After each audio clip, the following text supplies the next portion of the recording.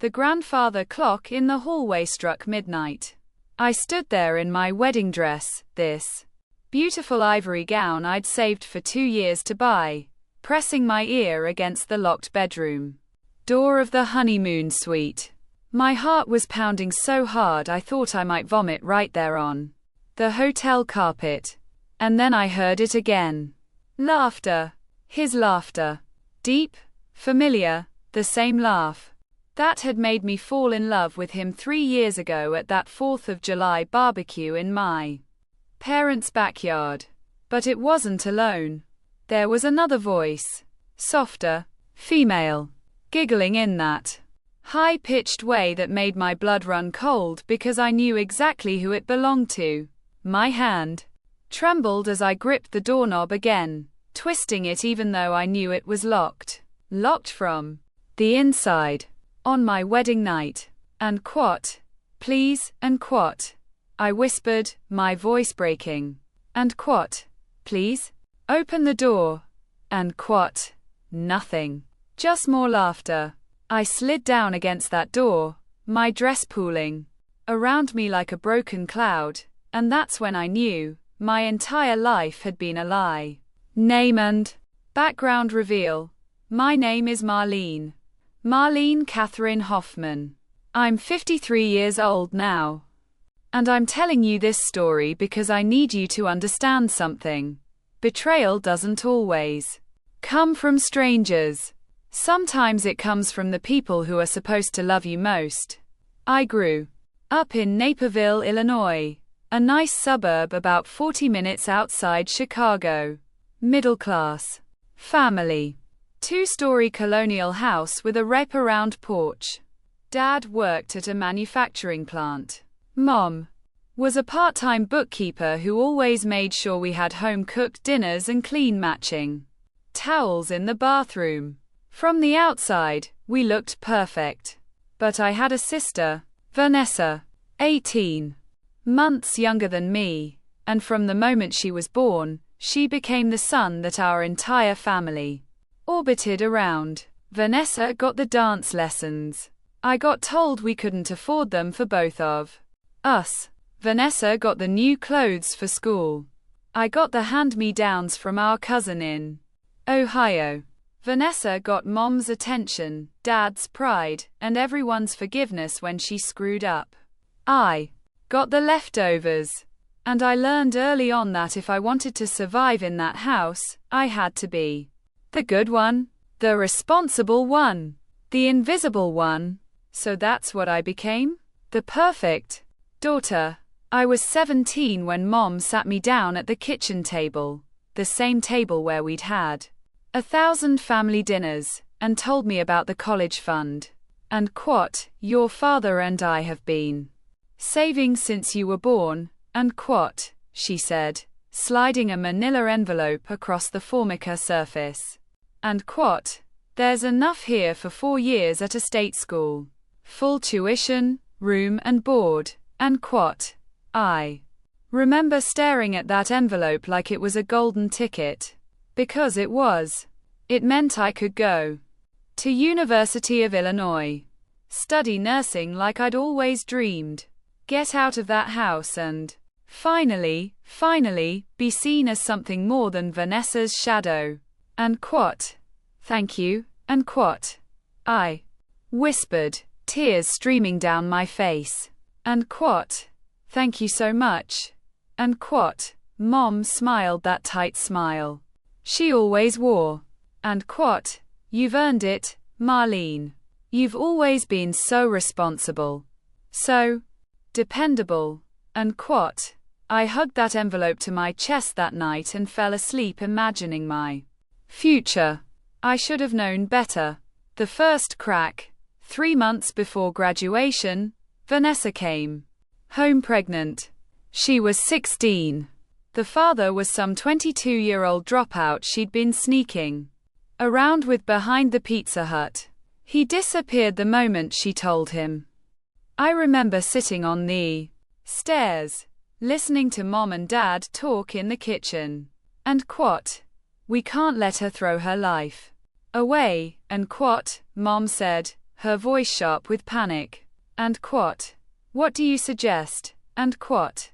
Dad asked. And what? She needs to go to college, get her degree, make something of herself. The baby, we can help her raise it, but she needs that education. And what? There was a long pause. And what? What about Marlene's fund? And what? Mom said quietly. My stomach dropped. And what? No. And what? Dad said. And what? That's Marlene's. We promised her. And what? And what? Marlene can wait a year. Work. Save up. She's responsible. She'll understand.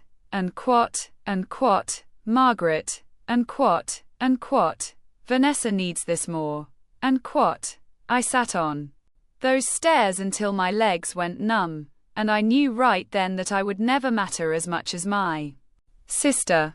But I didn't say anything, because good daughters don't make waves. The sacrifice, they told me the next morning over breakfast. Vanessa sat across from me, her eyes red and swollen, her hands folded protectively over her barely there belly. Mom stood behind her like a sentinel. And what, Marlene, honey, and what? Dad started, not meeting my eyes. And what? We need to talk about your college fund. And what? I felt my throat close up. And what? Vanessa's going through something very difficult right now. And what? Mom continued. And what? And she needs our support. She's going to need that money to go to school, to give herself and the baby a future. And what? And what? What about my future? And what? I whispered. Mom's face hardened. And what? You can take a gap year. Work at the grocery store. Save up. You're smart and capable. You'll figure it out. And what? And what? But you promised. And what? And what? Life doesn't always go according to plan, Marlene. Sometimes we have to make sacrifices for family. And what? Vanessa looked at me with those big, tearful eyes. And what? I'm so sorry, Marnie. I never wanted this. I never wanted to take anything from you. And what? And God help me. I believed her. I worked at the Jewel Osco for 2 years, scanning groceries and bagging produce, watching my former classmates come home for winter break with college sweatshirts and stories about dorm life and freedom. Vanessa went to Northern Illinois University. Mom and Dad watched her baby, a little girl named Emma, 3 days a week. They paid for everything. I lived at home and handed over half my paycheck for rent. Enter David. I met David on a Tuesday night in March, right after my 21st birthday. I was at my friend Kelly's house for a small get-together. Nothing fancy, just pizza and cheap wine and a group of people I'd known since high school. David was Kelly's cousin, visiting from Rockford. Tall, sandy blonde hair, green eyes that crinkled when he smiled. We talked for 3 hours straight. He was a contractor. Building houses, he said, good with his hands. Wanted to start his own company someday. He told me I was beautiful, that I was smart, that I deserved better than scanning groceries for minimum wage. And I, desperate and lonely and so tired of being invisible, fell for him like a stone into water. We dated for 2 years before he proposed. It wasn't romantic, he asked me in the parking lot of a Chili's after we'd split the awesome blossom, but I said yes anyway because I thought he was my ticket out. Out of my parents' house, out of Vanessa's shadow, out of the life I'd been stuck in since I was 17. I thought marriage meant I'd finally be someone's first choice. The wedding planning, Mom took over the wedding planning immediately. And what? I know you're on a budget. And what? she said, flipping through bridal magazines at my kitchen table. And quat, so we'll keep it small. Family and close friends. Nothing extravagant. And quat. But somehow, and quat, small and quat, turned into 150 people. Somehow, Vanessa became my maid of honor even though I barely talked to her anymore.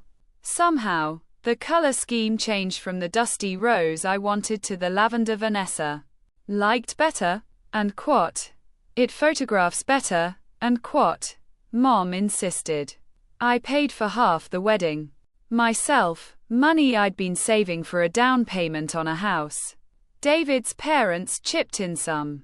My parents contributed what they called and quat, a generous amount and quat, which turned out to be $2,000. The same amount they'd given Vanessa for her 21st birthday party.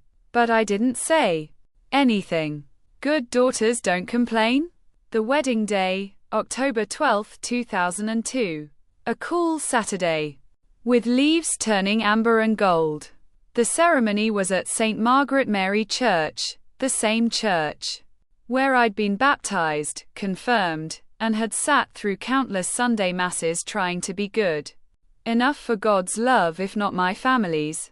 I walked down that aisle in my ivory dress, and David stood at the altar looking handsome in his rented tux, and for just a moment I thought, maybe this is it. Maybe I'm finally going to be happy. The reception was at the Naperville Country Club. Chicken or fish? Cash bar. DJ playing and quat, celebration and quat, and quat, we are family and quat, while my relatives danced and laughed and drank. Vanessa gave a maid of honor speech that made everyone cry. And quat, Marlene has always been there for me, and quat, she said, her voice thick with emotion. And quat, through everything. She's the most selfless person I know. And David, you're the luckiest man in the world, and quat, everyone clapped. I smiled until my face hurt. David and I left around 10 p.m. Later than we'd planned because Mom kept pulling me aside to introduce me to distant relatives I'd never met. We drove to the honeymoon suite at the Hilton in Oak Brook. Nothing fancy, but it had a king bed and a jetted tub, and for one night, it was supposed to be ours. The locked door. We got to the room around 10:30. David seemed distracted. Kept checking his phone. Told me he needed to make a quick call about a work thing. Something about a lumber delivery on Monday. And quat. On our wedding night. And quat. I asked, trying to keep my voice light. And quat. It'll just take 5 minutes, babe. I promise. And quat. He stepped into the hallway. I changed into the white nightgown I'd bought from Victoria's Secret. The one that had cost me half a week's wages but made me feel pretty for the first time in years. I lit the candles the hotel had left on the dresser. Poured 2 glasses of champagne. 15 minutes passed. Then 30. I called his cell. It went to voicemail. I opened the door to check the hallway. Empty. That's when I heard the elevator. Ding. David stepped out, but he wasn't alone. Vanessa was with him. The nightmare begins, and quat. What are you doing here? And quat. I asked, my voice barely above a whisper. Vanessa looked uncomfortable. And quat. David called me. He said there was an emergency with the room. And quat. And quat. What emergency? And quat. David wouldn't meet my eyes. And quat. They screwed up the booking. We're supposed to have the suite on the 5th floor, not the 3rd. Vanessa drove my truck over with our overnight bags. I left them in her car earlier because I didn't want them sitting in the parking lot during the reception. And quat. It didn't make sense. None of it made sense. But Vanessa was already backing toward the elevator. And quat, I'll just go. Sorry to interrupt. And quat, she flashed me that apologetic smile I'd seen 1,000 times. And quat, congrats again, sis. And quat. The elevator doors closed. David finally came into the room. And quat, what the hell was that? And quat, I demanded. And quat, I told you. The bags? And quat, why would your bags be in Vanessa's car? And quat, because I asked her to hold on to them. Jesus, Marlene, why are you making this into a thing? And quat, because you disappeared for 45 minutes on our wedding night. And quat, he sighed, that long-suffering sigh men do when they think women are being irrational. And quat, I'm here now, aren't I? Can we just enjoy the night? And quat, but something felt wrong. Something felt poisonous. He went into the bathroom and locked the door. I heard the shower turn on, and that's when his phone buzzed on the nightstand. I shouldn't have looked.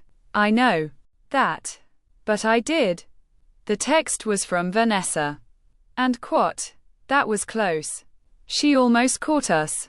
I'll see you Tuesday. And quat, the unraveling, my hands shook as I read the message again and again. She almost caught us. I'll see you Tuesday. I sat on the edge of the bed, my mind racing through every interaction, every moment, every strange coincidence over the past 2 years. David and Vanessa at family dinners, always sitting next to each other. David offering to help Vanessa move into her new apartment last spring. David being and quat, too tired and quat, to come to my work holiday party but showing up at Vanessa's birthday dinner. The time I came home early from grocery shopping and found David's truck in our driveway even though he'd said he was working late. And quat, Vanessa stopped by to borrow something. And quat, he'd explained. Oh God, the bathroom door opened. David came out. In his boxers, his hair wet, a towel around his neck. And quat, why did Vanessa text you? And quat, I asked quietly. He froze. And quat, what? And quat, your phone? She texted you. That was close. She almost caught us. I'll see you Tuesday. And quat, his face went white, then red, then hard. And quat, you went through my phone. And quat, answer the question. And quat, it's not what you think. And quat, then what is it? And quat, he ran his hand through his wet hair, pacing. And quat, okay, listen. Vanessa and we've been talking. That's it, just talking. She's been going through a rough time with Emma's father coming back into the picture, and I've been giving her advice. And quat, at midnight, on our wedding night. And quat, she's your sister, Marlene. I was trying to help her. And quat, by sneaking around with her, by texting her behind my back. And quat, you're being paranoid. And quat, get out. And quat, what? And quat, get out. And quat, he stared at me like I'd grown a second head. And quat, Marlene, come on. You're overreacting. And quat, get out. And quat, he grabbed his clothes and left, slamming the door behind him. And I stood there in my white nightgown, surrounded by unlit candles and untouched champagne, and finally let myself cry. The next morning, I didn't sleep. I sat on that hotel bed all night, scrolling through David's phone. He'd left it behind in his rush to leave. There were dozens of texts between him and Vanessa, going back months. And quat, Can't stop thinking about you, and quat, and quat. Tonight was amazing, and quat, and quat. We have to be more careful. M is getting suspicious, and quat. That's what I'd been reduced to. A single letter. The text stopped being flirty around August and started being practical. And quat. Did you transfer the deposit? And quat, and quat. Got the confirmation. We're all set for the 15th. And quat, and quat. Can't believe we're actually doing this. And quat. I checked his email. There was a confirmation for 2 plane tickets to Cancun, departing October 15th, 3 days from now. 1 ticket for David Brennan. 1 ticket for Vanessa Hoffman. Confrontation. Vanessa. I drove to Vanessa's apartment at 7 a.m. She answered the door in yoga pants and an oversized t-shirt, Emma still sleeping in the bedroom down the hall. And quat, Marnie, and quat. She blinked, confused. And quat. What are you? Why aren't you on your honeymoon? And quat.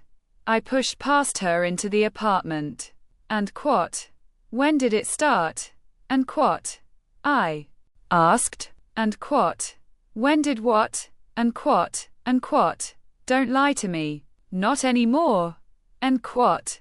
Her face crumpled. And quat. Oh God. Marnie, I'm so sorry. I never meant. And quat, and quat. When did it start? And quat. She sank onto her couch, pulling her knees to her chest. And quat. Last year. At Dad's birthday party. We were both drunk, and it just happened. And then it kept happening. And we tried to stop. We really did. But. And quat. And quat. But you didn't. And quat. And quat. I love him. Marnie. And quat. The words hit me like a slap. And quat. You love him. And quat. And quat. I didn't plan this. Neither of us did. But we can't help how we feel. And quat. I laughed. This horrible, broken sound. And quat. You took my college fund. You took my wedding colors. And now you've taken my husband. Is there anything of mine you haven't stolen? And quat. And quat. That's not fair. And quat. And quat. Fair? You want to talk about fair? I have spent my entire life making sacrifices for you. I gave up college. I gave up my dreams. I have bent over backward to be the good sister, the good daughter, and this is what I get. And quat. Tears streamed down her face. And quat. I know I don't deserve your forgiveness. And quat. And quat. You're right. You don't. And quat. I turned to leave. And quat. Where are you going? And quat. She called after me.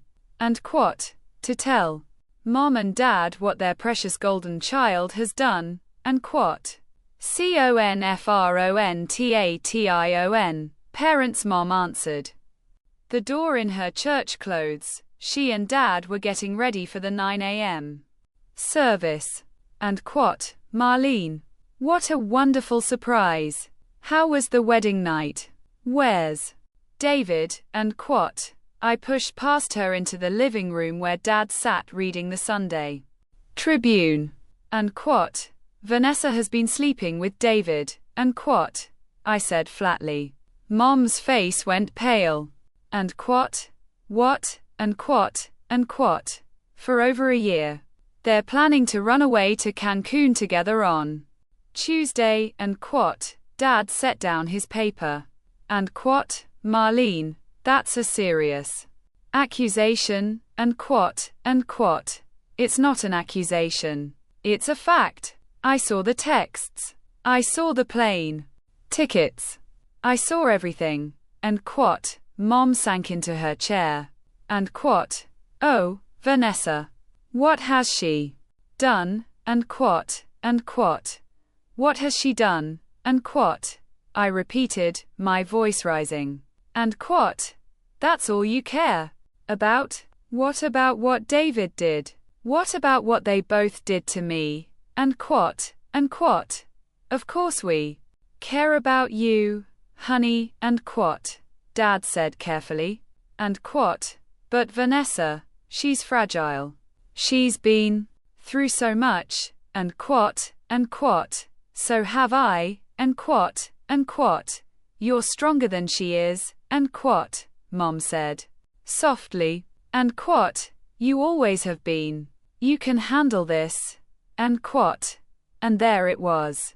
The truth I'd known my whole life but never wanted to admit. I wasn't loved less because I'd done something wrong. I was loved less because I'd never demanded more. The plan? I didn't yell. I didn't scream. I didn't cry. I simply walked out of that house and drove back to the apartment David and I had rented together, the one bedroom in a converted Victorian that I'd furnished with second-hand furniture and hope. I packed his things into garbage bags and left them on the front porch. I changed the locks. I called a lawyer. And then I got to work. The Revenge, Part 1, David's contracting business was built on his reputation. Word-of-mouth referrals from satisfied customers. Small jobs that turned into big jobs that turned into steady income. I knew every client he'd ever worked for. I'd done his bookkeeping for 2 years, organized his invoices, answered his calls when he was on job sites. I also knew which jobs he'd cut corners on. The Hendersons' deck that he'd built without proper permits. The Kowalski's bathroom renovation where he'd used substandard materials to save money. The Nguyen's kitchen where he'd installed the wrong type of ventilation system. I didn't report him. I didn't have to. I simply let slip to Mrs. Henderson at church that I'd noticed some concerning gaps in David's permit applications. I mentioned to Mrs. Kowalski at the grocery store that I'd found receipts for materials that didn't match what he'd charged them. I ran into Mr. Nguyen at the post office and casually asked if their new kitchen fan was up to code. Word spreads fast in a small suburb. Within 3 weeks, David had lost 4 contracts and was facing 2 lawsuits. The Revenge, Part 2, Vanessa's life was more complicated. She had Emma to think about, a daughter who didn't deserve to suffer for her mother's mistakes. But Vanessa's ex, Emma's father, had been trying to get shared custody for months. Vanessa had been fighting him, claiming he was unreliable, immature, not fit to parent. I called him. And quat, Marcus? It's Marlene, Vanessa's sister. We need to talk. And quat, I told him everything. About Vanessa's affair. About her planning to run away to Mexico with a married man. About her willingness to uproot Emma's life for her own selfish desires. And quat, I'm not trying to hurt her. And quat, I said honestly. And quat, but Emma deserves a stable parent. And right now, that's not Vanessa. And quat, Marcus filed for emergency custody 2 days later. The fallout, Vanessa called me sobbing. And quat, how could you? How could you do this to me? And quat, I learned from the best. And quat, I said calmly. And quat, you've been taking things from me my whole life. I thought it was time you understood what that felt like. And quat, Marcus is going to take my daughter. And quat, maybe you should have thought about that before you decided to sleep with my husband. And quat. She hung up. Mom called. Next. And quat, Marlene Catherine Hoffman, what have you done? And quat, I've stopped letting people walk all over me. And quat, Vanessa is falling apart. She's talking about hurting herself. If something happens to her, it's on you. And quat. No, Mom. It's on her. And it's on you for teaching her that she could do whatever she wanted without consequences. And quat. We're your family. And quat. You stopped being my family the day you chose her over me. Every single time. And quat. I hung up. Dad didn't call. The reckoning. The Cancun trip got cancelled. David couldn't afford it after losing his contracts, and Vanessa couldn't leave town with the custody battle heating up. David tried to come back. Showed up at my apartment with flowers and apologies. And promises to change. I handed him the divorce papers through the cracked door. And quat. Sign them. And quat. Marnie, please. I made a mistake. And quat. You made a choice. Multiple choices. For over a year. That's not a mistake. That's a pattern. And quat. I love you. And quat. No, you don't. And honestly, I don't think I ever loved you either. I think I loved the idea of someone choosing me first for once in my life. But you didn't choose me. Nobody ever has. And quat. His face crumpled. And quat. Please? We can work through this. Counseling. Therapy. Whatever you want. And quat. I want you to sign the papers and leave me alone. And quat. He signed them 3 days later. The aftermath, the divorce was final by Christmas. Vanessa lost primary custody of Emma. Marcus got her during the week, Vanessa got weekends. She moved back in with our parents because she couldn't afford her apartment anymore. David's business tanked. Last I heard, he was working construction for someone else's company, barely making ends meet. Mom and Dad tried to rebuild bridges with me. Invited me to Thanksgiving, Christmas, Easter. I declined. And quat. Maybe? Someday. And quat. I told Dad over the phone. And quat. But not now. Not when you still don't understand what you did wrong. And quat. We never meant to hurt you, Marlene. And quat. But you did. Over. And over and over. And you never once stopped to ask if I was okay. You just assumed I'd always be there, always be strong, always be the one who sacrificed. Well, I'm done sacrificing. And quat. There was a long silence. And quat. I'm sorry. And quat. He said finally. And quat. I know you are. But sorry doesn't give me back my college fund. Sorry doesn't give me back the years I spent being invisible. Sorry doesn't fix anything. And quat. The healing. I moved to Madison, Wisconsin 6 months later. Fresh start. New city. New job at a hospital.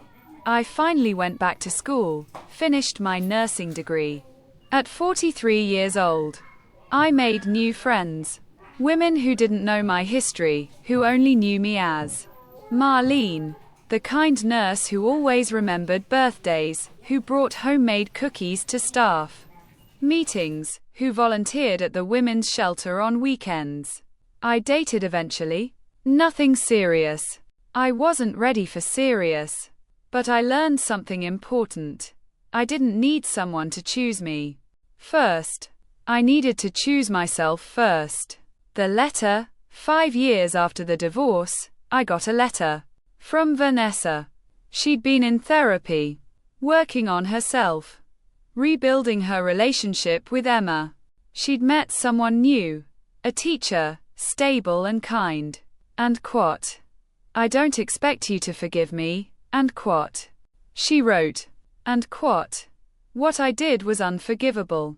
But I need you to know that I understand now what I took from you. Not just David, though that was bad enough.